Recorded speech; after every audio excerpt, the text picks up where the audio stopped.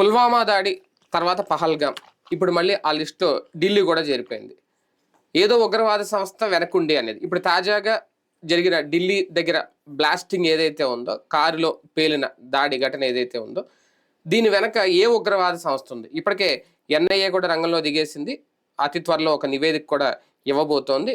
దీనికి సంబంధించి కొంతమందిని గుర్తించారు, కొన్ని అరెస్టులు కూడా జరుగుతున్నాయి అనే ప్రచారం అయితే జరుగుతుంది. అయితే వాస్తవానికి ఈ దాడులు వెనక అసలు డేంజర్ బెల్స్ ఏంటి, ఒక మోడీ ఏంటి, ఆపరేషన్ సింధూర్ తర్వాత ఏంటి అనేది అందరికీ తెలిసింది. అయినా సరే దాడులకు తెగబడే అంత ధైర్యం ఏ ఉగ్రవాద సంస్థకు వస్తుంది? భారతదేశంకి ఇంకా అతిపెద్ద ముప్పు పొంచి ఉంది అనే ఒక డేంజర్ బెల్స్ మోగిస్తున్నారా ఈ దాడులతో? ఇదే అంశం మీద చర్చించే ప్రయత్నం చేద్దాం. సార్, వాస్తవానికి పహల్గాం దాడి గురించి ఇంకా మాట్లాడుకుంటున్నాం, పెద్దగా దాన్ని ఇంకా అయిపోలేదు, మర్చిపోలేదు, ఇంకా గుర్తులు అలాగే ఉన్నాయి.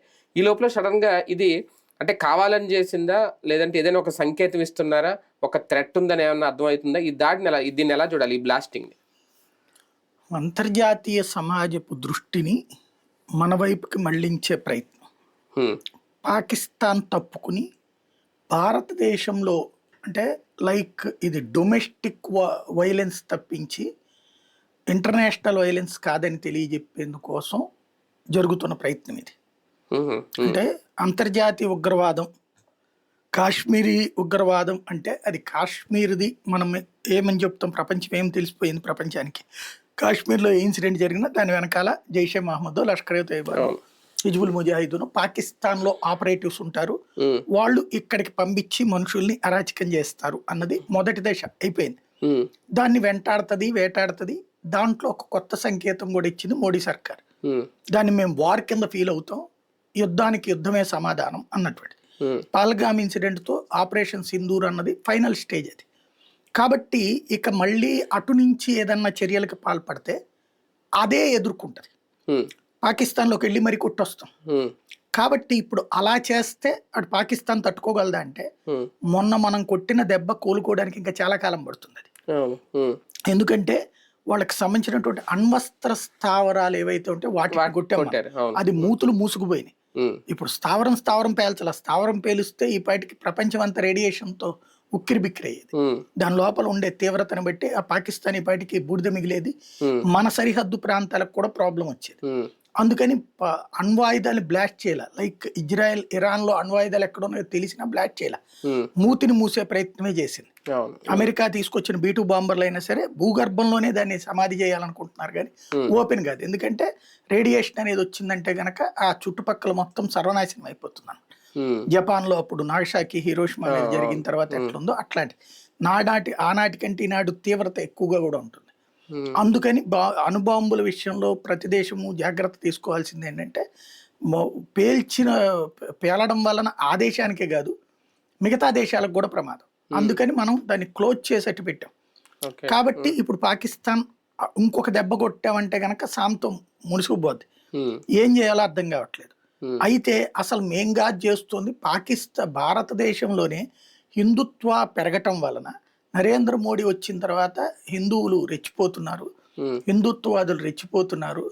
దాంతో ముస్లింలకు అభద్రతాభావం పెరిగింది అనే ఫీల్ ని క్రియేట్ చేయడానికి గత కొన్ని సంవత్సరాల నుంచి, గత 2-3 ఏళ్ల నుంచి అయితే మరీ తీవ్ర స్థాయిలో ప్రయత్నం జరుగుతుంటే, దానికి ఇక్కడ ఉన్నటువంటి ప్రతిపక్ష పార్టీలు లేదా మోడీ ద్వేషులు లేదా సెక్యులర్ ముసుగులో ఉండేటటువంటి హిందుత్వ వ్యతిరేకవాదులు వీళ్ళందరికీ దానికి తందానా కొడుతున్నారు. లైక్ ఎక్కడో చిన్న ఇన్సిడెంట్ జరుగుతుంది, ఒక ముస్లింకి ఒక హిందువుకి జరిగే గొడవ వ్యక్తిగతం, కానీ దాంట్లో హిందువులు ముస్లింల మీద దాడి చేస్తున్నారు అన్నటువంటి ఫీలింగ్ని క్రియేట్ చేస్తారు. దాన్ని స్పెక్యులేట్ చేయడానికి ఈ నెట్వర్క్లు పనిచేస్తున్నాయి. హిందువులు దాడులు చేస్తున్నారు, ముస్లింలకు భద్రత లేకుండా పోయింది, ముస్లింలు అభద్రతా భావంతో ఉన్నారు. ఇది వాస్తవంగా మన ఇళ్ల మధ్యలో ఉన్నటువంటి ముస్లింలకు అసలు విషయం తెలుసు, కానీ పాకిస్తాన్లో ఉండే ముస్లింకి ఏమి తెలుస్తుంది? కానీ వాడు ఇప్పుడు రావట్లేదు. కాశ్మీర్లో ఉన్న ముస్లింకి ఏం తెలుస్తుంది? వాళ్ళ కాశ్మీర్ లోయలో ఉండేటటువంటి వాడికి ఈ బయట ప్రపంచం ఇప్పుడిప్పుడే పరిస్థితి చూసుకుంటున్నారు. ఇండియాలో ఇంతకుముందు అవగాహన లేదు. కాబట్టి వీళ్ళ గ్రూప్స్ ఎలాగైపోయినాయంటే రాడికలైజ్డ్ గ్రూప్స్. ఇప్పుడు మనకి హిందువులకు సంబంధించినటువంటి అనేక గ్రూప్స్ ఉంటుంటాయి, రాజకీయ పార్టీల గ్రూపులుగా వచ్చింది. వీటిలో ఏదన్నా కనుక మనం ఒక నెగిటివ్ గా ఒక కామెంట్ పెట్టినప్పుడు సపోర్ట్ చేసేవాళ్ళు 30 ఉంటే తిరస్కరించే వాళ్ళు 70 మంది ఉంటారు. ఎందుకయ్యా మనం అట్లా మాట్లాడటం అనేటట్టు. బట్ దాంట్లో అట్లా కాదు.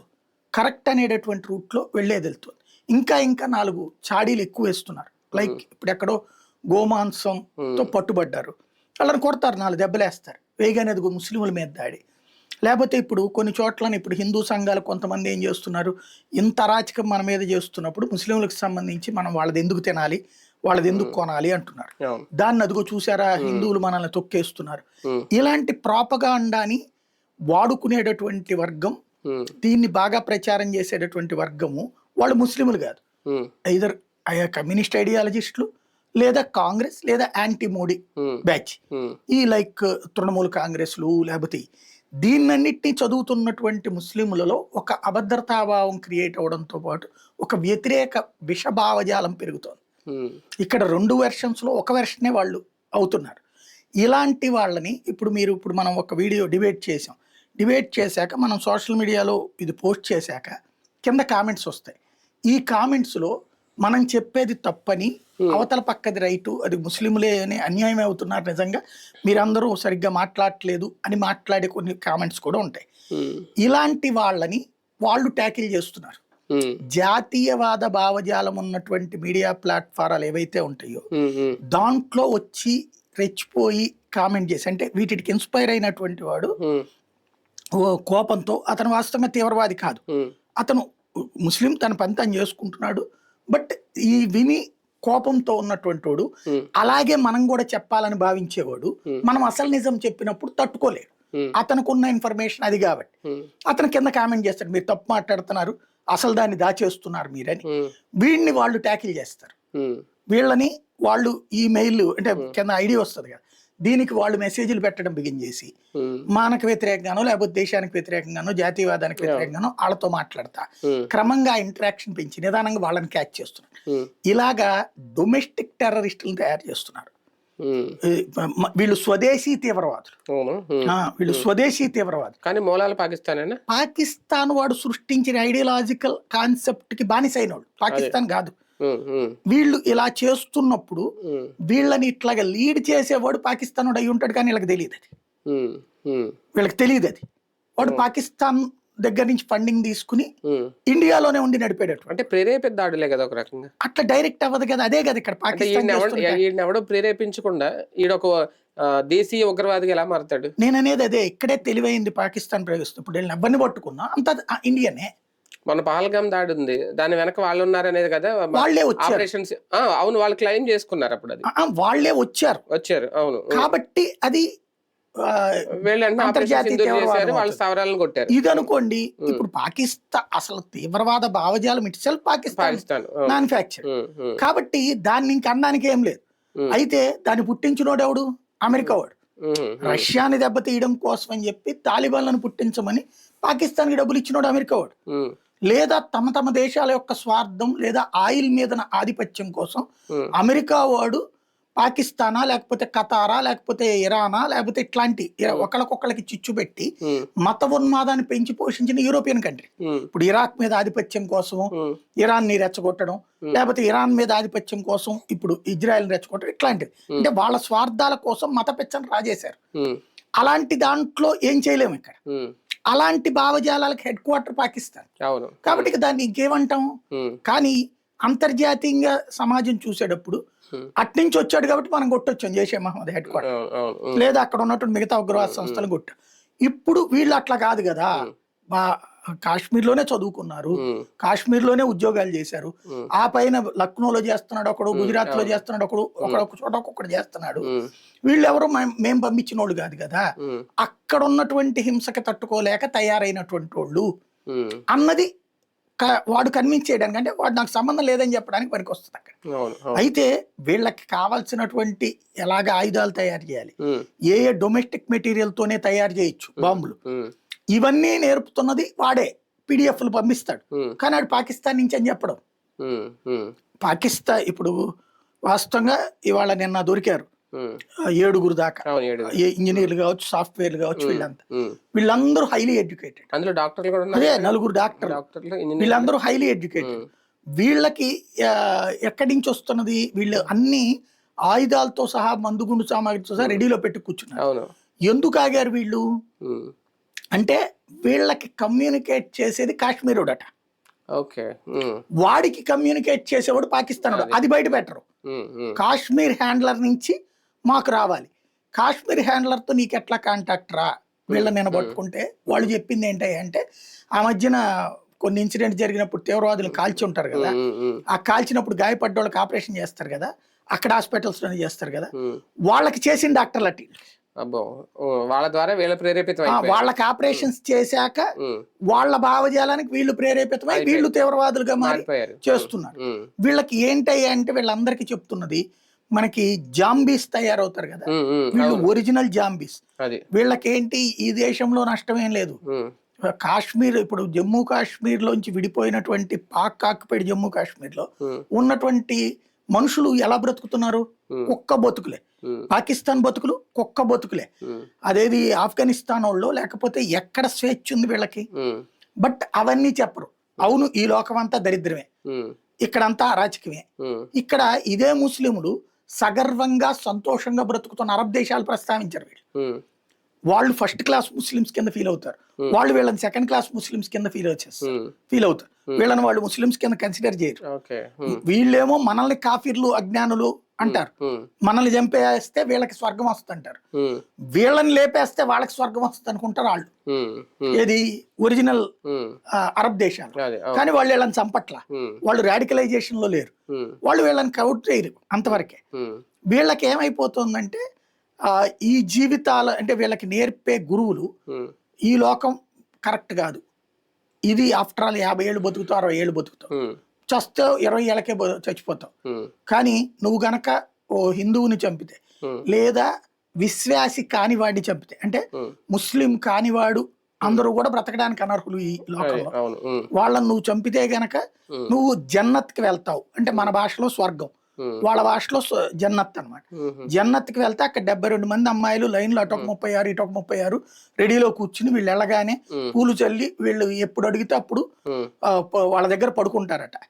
అది అందుకోసం ఇక్కడ బతుకున్నటువంటి సుఖం కంటే అక్కడికి వెళ్తే 1000 సంవత్సరాలు బ్రతకచ్చట వీళ్ళు, 1000 సంవత్సరాలు వీళ్ళు స్వర్గంలో ఉంటారట.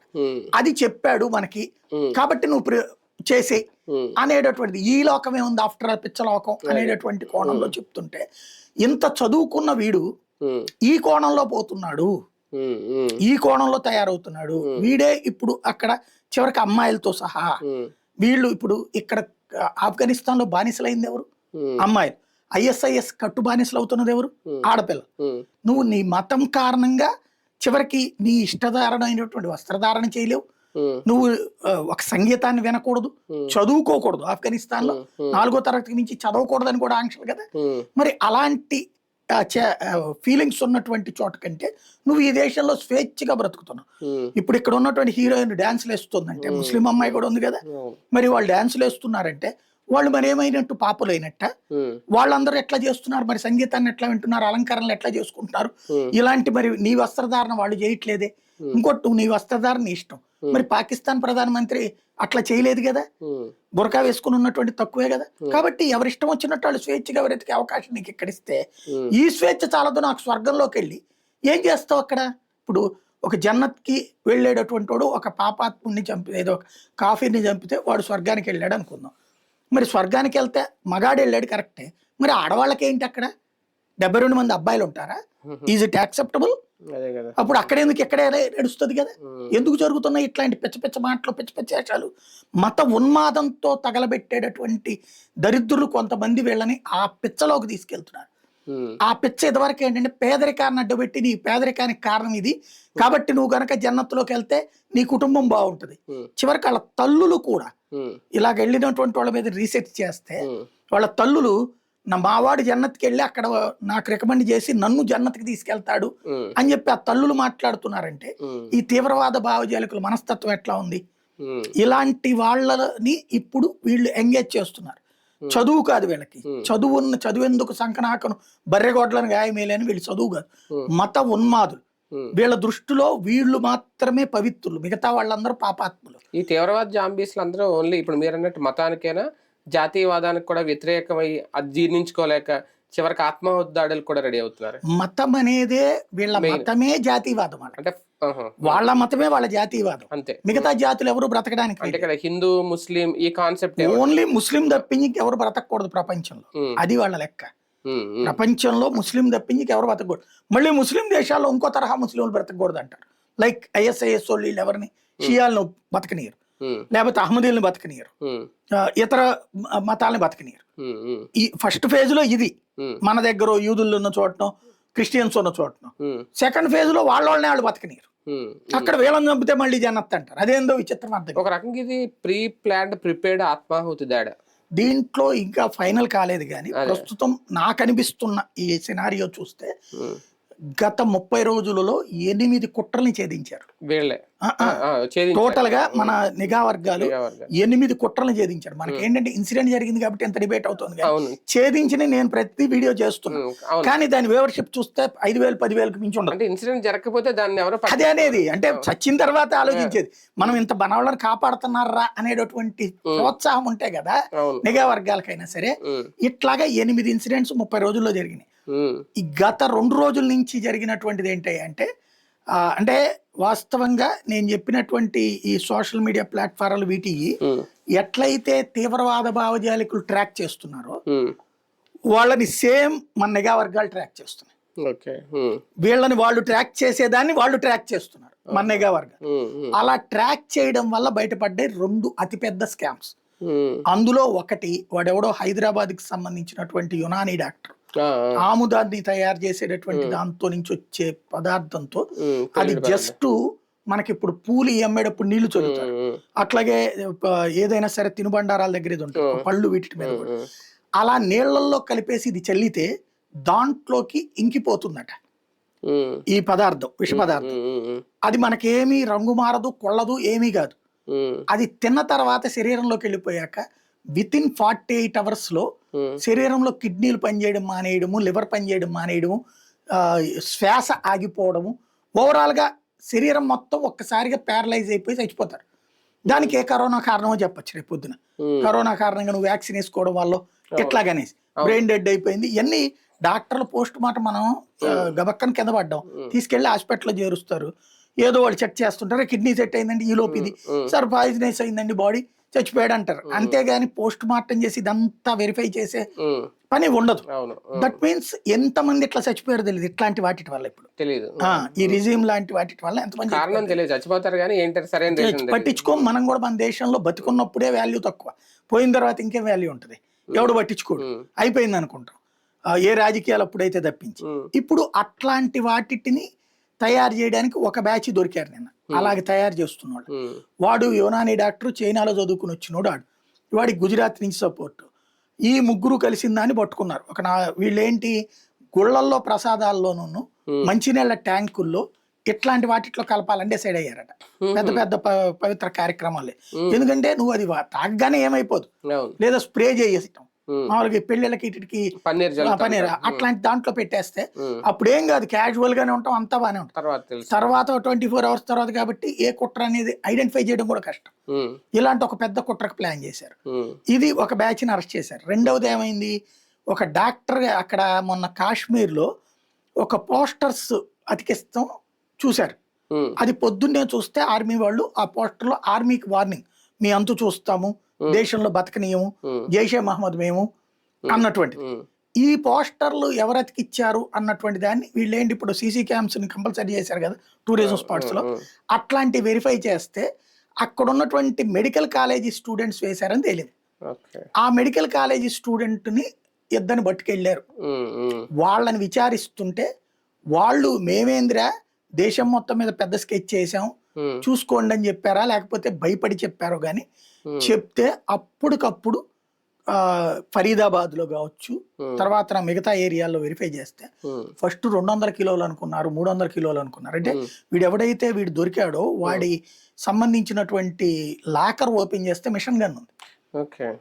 అప్పుడు మిషన్ గన్ కూడా ఎక్కడి నుంచి వచ్చిందని నీకంటే మిషన్ నాకేంటి, దేశంలో బోల్డ్ అన్ని రెబెట్టాలు మిషన్ గన్లు అన్ని మా దగ్గర ఉన్నాయి, పెద్ద యుద్ధానికి మేము సిద్ధంగా ఉన్నాం, జస్ట్ అంతా ప్రిపేర్డ్ పేలుడు పదార్థాలతో సహా ఉమ్. 3,000 కిలోల పేలుడు పదార్థాలు అంటే RDX, ఉమ్, ఆర్డిఎక్స్ అని కాదు ఇది, అదే. సల్ఫర్ ఇట్లాంటి రకరకాల కలిపి అమ్మోనియం ఇవన్నీ కలిపి తయారు చేసి దానికి టైమర్లు, ఉమ్, రిమోట్లు ఇట్లాంటివన్నీ. ఉమ్, వాస్తవంగా ఇలాంటి తరహా క్రైమ్కి మొట్టమొదట మూలం పడింది మన ఆంధ్రప్రదేశ్లో మన నూజివీడి దగ్గర. అప్పట్లో దీన్దార్ అంజుమన్ అనేటటువంటి సంస్థ టైమర్ బాంబులు పెట్టి చిన్నపాటి పేలుడు పదార్థాలు సృష్టించింది. ఇప్పుడు వీళ్ళు దాని అప్డేటెడ్ టెక్నాలజీ, అతిపెద్దదైనటువంటి పేలుడు పదార్థాలు వీళ్ళు తయారు చేస్తుంది. వీళ్ళు దీన్ని అంతా కూడా టెక్నికల్లీ ఎక్స్పర్టైజ్డ్, వీళ్ళు ఇంజనీరింగ్ చేసినటువంటి వాళ్ళు. వీళ్ళకి అలాంటి మెడిసిన్ కావాలంటే డాక్టర్లకైతే ఇస్తారు, మామూలుగా మనం వెళ్ళి అడిగితే ఇవ్వరు.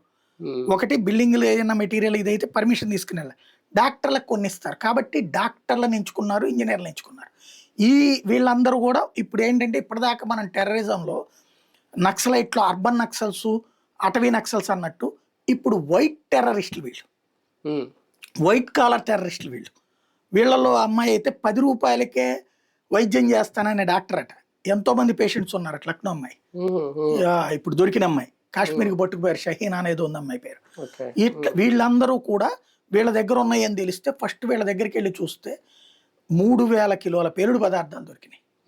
3,000 కిలోలు అంటే దేశంలో ఒక 15-20 నగరాలని పేల్చేయచ్చు. అంత పెద్ద ప్రిపరేషన్. అయితే వీళ్ళని ఇన్వెస్టిగేషన్లో తేలింది ఏంటంటే వీళ్ళకి ఆర్డర్లు ఇచ్చేవాళ్ళు కాశ్మీరీ గ్రూప్స్ అట. వాళ్ళు వెయిట్ చేయమన్నారట, అందుకు ఆగారు. లేకపోతే ఈ పాటికే పేలుడు జరుగుండే. వీళ్ళని ఆ కాశ్మీరీ గ్యాంగులు నడిపించేది పాకిస్తాన్ వాళ్ళు. అది జైషే మహమ్మదా లేకపోతే ఐఎస్ఐయా, ఇది తేలాలి. అక్కడ పట్టుకుంటే ఒకళ్ళకొకళ్ళు తేలితే ఇప్పుడు ఇందులో ఒకటిది ఎవడైతే కాళ్ళు పేర్లాడో వాడి విషయం మాత్రం ఇప్పుడు డౌట్ ఏంటంటే అది డిఎన్ఏ టెస్ట్ చేపిస్తున్నారు, వాడా కాదన్నది. ఉమర్ అనేటటువంటి వాడికి వాడొక్కడే మిస్ అయ్యాడు, మిగతా వాళ్ళందరూ దొరికారు. ఇప్పుడు అనుమానిస్తున్నది ఏంటంటే ఈ కుట్ర భగ్నం చేసి ఈ పేలుడు పదార్థాలు ఎప్పుడైతే పట్టుకున్నారో వెంటనే ఇక దొరికిపోతాము మనం కూడా, వీడు కూడా దొరికిపోతాడు, జైలుకి వెళ్ళాలి, దానికంటే ముందే చచ్చిపోతే పోతుంది, చంపి 10 మందిని, అప్పుడు జన్నత్కి వెళ్ళిపోవచ్చు అన్నటువంటి ఉద్దేశంతో వీడు కొన్ని 3 గంటల పాటు అక్కడ ఒక మసీద్ దగ్గర దాక్కుని కారు అక్కడ పెట్టుకుని 3 గంటల తర్వాతన ఇవన్నీ టీవీల్లో వార్తలు చూశాక అప్పుడు బయలుదేరేసి వెళ్ళాడు అన్నటువంటిది ప్రస్తుతం ప్రాథమికంగా అంచనాకు వచ్చారు. ఇప్పుడు ఫరీదాబాద్ లో మళ్ళీ కొద్దిసేపటి క్రితం ఎంక్వైరీ చేస్తే మళ్ళీ కొంత పేలుడు పదార్థాలు దొరికినాయంట. ఇంకా ఎన్ని చోట్ల ఉన్నాయో తెలియదు దేశంలో పేలుడు పదార్థాలు, అక్కడే ఉన్నాయా దేశవ్యాప్తంగా ఉన్నాయా ఇదంతా వెతుకుతున్నారు అన్నమాట ప్రస్తుతం. కానీ ఒకటి సార్, దాదాపు ఒక 8 కుట్రలు భగ్నం చేసిన అంటే దేశ రాజధాని సరిహద్దులోకి వచ్చేసి దాదాపు ఎర్రకోట సమీపంలోకి వచ్చేసి ఢిల్లీకి 40 కిలోమీటర్ల దూరంలో అంట కదా ఇది పేలింది. అక్కడ దాకా రెడ్ ఫోర్టే లోపలే అంటే అక్కడ దాకా వచ్చారు అంటే ఇక్కడ నిఘా వైఫల్యం ఏమి లేదనుకోవాలా? ఖచ్చితంగా. అంటే బేసిక్ గా దొంగకి ఎప్పుడు 64 దారులు ఉంటాయి. దొంగతనం చేస్తే అది పోలీస్ ఫెయిల్యూర్ అనడానికి కాదు, దొంగతనం చేసేటటువంటి వాడి ఇంటెన్షన్ ఇక్కడ క్లియర్. వాడు చాటుగానే వస్తాడు. ఇప్పుడు 8 ఇంతమందిని పట్టుకున్నాక ఒకటి మిస్ అయ్యాడంటే ఎట్లా కుదురుతుంది? ప్రపంచం ఎప్పుడూ కూడా మనం ఎన్ని నిఘా నేత్రాలున్నా ఇజ్రాయెల్ ఎట్లా పేలుడు జరుగుతున్నాయి, అమెరికాలో ఎట్లా కాల్పులు జరుగుతున్నాయి. నిఘా ఫెయిల్యూర్ ఎప్పుడవుతుందంటే ఆ తర్వాత వీళ్ళని ట్రేస్ చేయకపోతే, ట్రేస్ చేశాక కదా వీళ్ళు జరిగింది. రెండవది ఫస్ట్ మనుషులలో ఒక స్పష్టత రావాలి. ఇదివరకు అమెరికాలో లేని పేలుళ్ళు ఇప్పుడు ఎందుకు జరుగుతున్నాయి, అమెరికాలో ఇదివరకు లేని కాల్పులు ఎందుకు ఇప్పుడు జరుగుతున్నాయి అంటే మత పిచ్చగాళ్ళు రేగిపోతున్నారు. వీళ్ళు తమ ఇంట్లో ఇప్పుడు నిన్న వాడు ఎవడైతే డాక్టర్ యునాని డాక్టర్ ఉన్నాడు కదా, వాళ్ళ అమ్మా నాన్నలకి వీడి బిహేవియర్ లో తేడా 3 ఏళ్ల నుంచి కనిపెట్టారట. అనేక సార్లు అడిగిపోతున్నారు నువ్వు అని చెప్పి దబాయించి తిట్టారట. తిడితే ఏం లేదు, నేను భారతదేశంలో గొప్ప మెడిసిన్ లాంటిది కనుక్కుంటున్నాను, అది నేను సృష్టిస్తే చరిత్ర రికార్డులకి ఎక్కిపోతానని చెప్పాడు. దాంతో ఇక వదిలేశారు. వీళ్ళు ఎవరిని అడుగుతారు ఇంకా అంతకు మించిన జ్ఞానం? బట్ వాళ్ళు ఆ మాత్రం అడిగారు. అదే ఇట్లాంటిదని తెలిస్తే అంగీకరించిన మనస్తత్వం ఉండాలి. మన పిల్లల యొక్క భావజాలాన్ని గ్రహించగలగాలి తల్లిదండ్రులు. ఫస్ట్ తల్లిదండ్రులకి తీవ్రవాదం అనేది ప్రమాదకరం అన్న ఫీలింగ్ రావాలి. ముందు ఈ దేశంలో ఉన్న ప్రతి ముస్లిం కుటుంబం గుర్తుపెట్టుకోవాల్సింది ఏంటంటే మొదట భారతీయులు, ఆ తర్వాత నువ్వు ముస్లిం, మనమందరం కూడా మొదటి భారతీయులం, ఆ తర్వాత హిందువా బౌద్ధుడా క్రైస్తుడా అనేటటువంటి దేశం అనేటటువంటిది నీకు నీడనిచ్చింది. ప్రపంచంలో అత్యధిక ముస్లింలు జీవించేటటువంటి దేశం మందే. ఇండోనేషియా ఈ లెక్కలు చెప్తారు కానీ నిజమైనటువంటిది మన లెక్కలు పూర్తిగా తీయట్లేదు. ఇంకా పూర్తి జనాభా లెక్కలు తీస్తే ప్రపంచంలో అత్యధిక ముస్లింలు నివసించే దేశం మందే అవుతుంది. రెండోది అత్యధిక మసీదులు ఉన్న దేశం మందే. అత్యధిక స్వేచ్ఛను అనుభవిస్తూ హక్కులు అనుభవిస్తున్న దేశం మందే. ఇవి వాళ్ళు గుర్తుంచుకోవాలి. ఆఫ్ఘనిస్తాన్ లో ముస్లింలకి ఇంత స్వేచ్ఛ లేదు, పాకిస్తాన్ లోని అన్ని ముస్లిం తెగలకి ఇంత స్వేచ్ఛ లేదు. కొన్ని సున్నీలకి వాళ్ళకి ఉంటది, షియాలకి అక్కడ కష్టం. ఇక్కడ షియానా సున్నీనా అహ్మదీనా ఇట్లాంటివి మనం చూడం. వాళ్ళకి అందరినీ మనం ముస్లిం గానే అంటాం. అక్కడ అట్లా తేడాలు ఉన్నాయి. మళ్ళీ ఇప్పుడు ఇరాన్ లో సున్నీలకి వాల్యూ ఉండదు, అజర్బైజాన్ ఒక రకం ఉంటది, సిరియా ఇంకో రకంగా ఉంటది. అక్కడ ముస్లిముల్లోనే తెగల్లో తేడాలు ఉన్నాయి. కానీ ఏ తేడా లేకుండా ముస్లింలకి సగర్వంగా బ్రతికేలా జీవనం కల్పిస్తున్నది ఇండియా, పూర్తి స్వేచ్ఛను కల్పిస్తున్నది. ఇలాంటి ఈ వ్యవస్థను మీరు చిన్నాభిన్నం చేసుకుంటే రేపొద్దున మీరు ఆఫ్ఘనిస్తాన్ బతుకో, సిరియా బతుకో, పాలస్తీనా బతుకో, యెమెన్ బ్రతుకో అవుతుంది. అక్కడ ఆడపిల్లల్ని చదవనిస్తున్నారా? అక్కడ చిన్నప్పుడే బానిసలుగా చేస్తున్నారు కదా. ఇవాళ ప్రతి ముస్లిం తల్లి అది గమనించాలా. అక్కడ బ్రతుకులు నీకు రేపొద్దు నీ బిడ్డలకు కావాలా? ప్రతి ముస్లిం ఆడపిల్ల అది గుర్తించాలి. అక్కడలాగా బ్రతుకుదాం అనుకుంటున్నారా? రేపొద్దున మీ బిడ్డలు బ్రతుకులు అట్ట అవ్వాలనుకుంటున్నారా? అలా కాకుండా ఉండాలంటే నీ ఇంట్లో ఉన్మాదంతో ప్రవర్తించేవాడు, లేదా ఆ జన్నత్కి వెళ్ళడం కోసం ఎవరినైనా చంపాలనే మనస్తత్వం ఉన్నోడిని చాచి 2 చెంపదెబ్బలు కొట్టి కంట్రోల్ చేయి.